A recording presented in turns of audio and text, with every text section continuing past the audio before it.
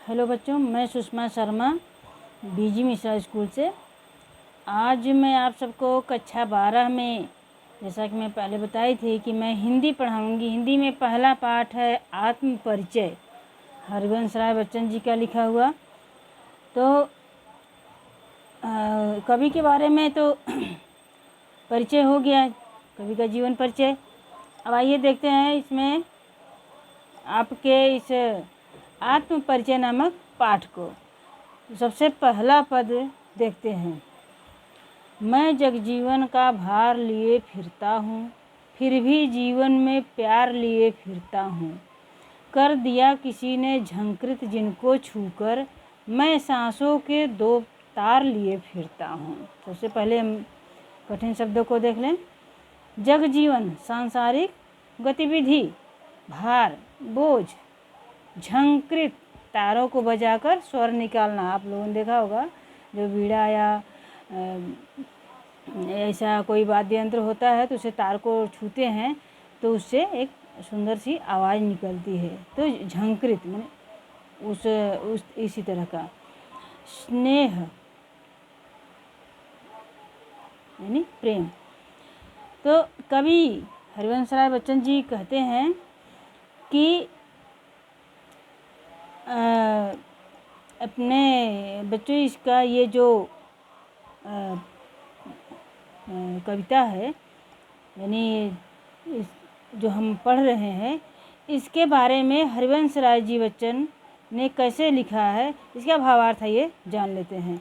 हरिवंश राय बच्चन का आरंभिक जीवन संघर्ष और अभाव से भरा हुआ था बच्चों। उसी अभावग्रस्त संघर्ष की छाया कविता की इन पंक्तियों में दिखाई देती है।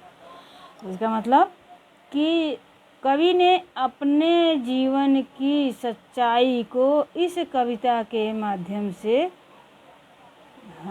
बताने का प्रयास किया है कि किस तरह से इंसान संघर्ष करते हुए भी आगे बढ़ता रहता है और स्वयं को हल्का महसूस करता है। कवि कहता है, मेरे जीवन में संसार का भार है, समस्याएं हैं, इनको लेकर घूम रहा हूँ, परंतु मेरा जीवन प्यार से भरा हुआ है। अर्थात समस्याओं के बावजूद कवि के जीवन में प्यार है। कवि का जीवन सितार की तरह है जिसे प्रेयसी ने छूकर झंकृत कर दिया है। परिणाम स्वरूप जीवन संगीत से भर उठा है। उसका जीवन इन्हीं तार रूपे सांसों के कारण चल रहा है। तार रूपी सांसों के कारण यानी जो याद है कवि के प्रेयसी यानी प्रेमिका की जो याद है, उनके हृदय में जो बसी हुई है, उन याद के सहारे कवि का जीवन चल रहा है। कवि के कहने का तात्पर्य यह है। अब दूसरा देखते हैं बच्चों। मैं स्नेह सुरा का पान किया करता हूँ, मैं कभी न जग का ध्यान किया करता हूँ। जग पूछ रहा उनको जो जग की गाते, मैं अपने मन का गान किया करता हूँ। स्नेह यानी प्रेम, सुरा यानी शराब, मदिरा, पान, पीना, ध्यान करना, परवाह करना।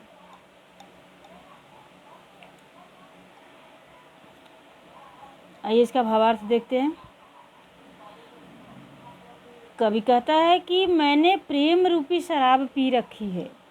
प्रेम रूपी शराब पी रखी यानी अपनी प्रेमिका के जो साथ का असर है उसके बारे में कह रहे हैं। अर्थात संसार में प्रेम किया है और बांटा है, यानी कवि के हृदय में सभी के प्रति प्रेम का सागर भरा हुआ है और वही वो सबको दे रहे हैं।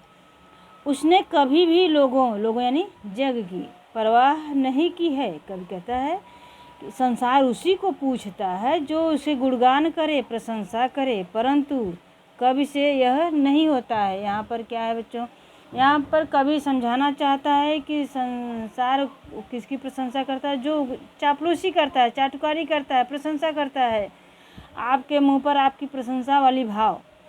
तो कवि कह रहा है कि मैं ऐसा नहीं करता हूँ, मुझसे ये काम तो होगा ही नहीं। वह तो अपने मन का ही गान करता है। क्यों? कवि कहता है कि मैं तो मेरे मन का करता हूँ, जो मुझे अच्छा लगता है। फिर संसार पूछे या न पूछे, वह अपनी निजता को नहीं छोड़ता है। यानी संसार की परवाह नहीं कवि को है, वो अपने मन का ही करता है।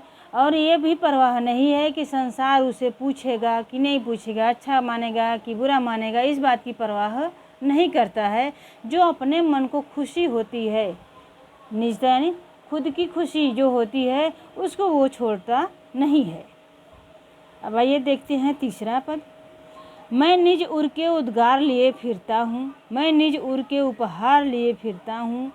है यह अपूर्ण संसार न मुझको भाता, मैं सपनों का संसार लिए फिरता हूँ। बच्चों, निज यानी अपना, अग्नि यानी आग,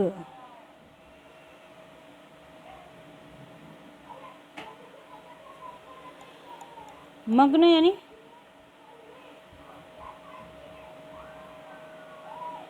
खुश, मस्त, डूब जाना। चलिए देखते हैं इसका भावार्थ। कवि कहता है कि मैं अपने हृदय की उद्गार लेकर फिरता हूँ, मैं उसे ही लोगों में उपहार में स्वरूप में बांटता हूँ। हृदय का उद्गार यानी हृदय में जो भाव उठते हैं, उसको, उन अपने भावों को ही लेकर मैं फिर रहा हूँ और वही लोगों में मैं बांट देता हूँ। यह संसार अपूर्ण है, अर्थात प्रेम के बिना का संसार मुझे अच्छा नहीं लगता है, इसलिए मैं अपने प्रेम का, सपनों का संसार बनाना चाहता हूँ। पंक्तियों में कवि ने अपने स्पष्ट कर दिया है कि उसके हृदय में प्यार है, उसे ही संसार में लिए फिर रहा है, बांट रहा है।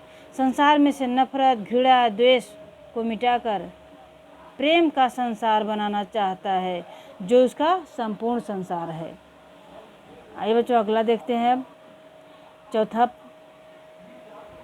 मैं जला हृदय में अग्निदहा करता हूँ, सुख दुख दोनों में मग्न रहा करता हूँ। जग भव सागर तरने को नाव बनाए, मैं भव मौजों पर मस्त बहा करता हूँ। बच्चन जी, हरिवंश राय बच्चन जी ने स्पष्ट किया है कि उसका हृदय विरह के ताप से जला है। विरह यानी बिछड़ करना, दुख, व्यथा, उसका हृदय जल रहा है, दुखी है, परंतु सुख दुख दोनों स्थितियों में मग्न रहता है। यानी वो बहुत तकलीफ झेला है, व्यथा सहा है, लेकिन फिर भी दोनों ही परिस्थितियों में, सुख और दुख में मग्न रहता है, खुश रहता है, प्रसन्न रहता है, अर्थात वह दुख सुख से विचलित नहीं होता है। यह संसार भवसागर को पार न करने के लिए नाव बना रहा है, परंतु कवि को भवसागर की लहरों पर बैठकर मस्ती से पार कर रहा है। यानी जो कष्टों का भवसागर आता है समय समय पर, उसको भी कवि मस्ती से पार कर लेता है, उसमें भी वो बहुत ज़्यादा दुख महसूस नहीं करता है।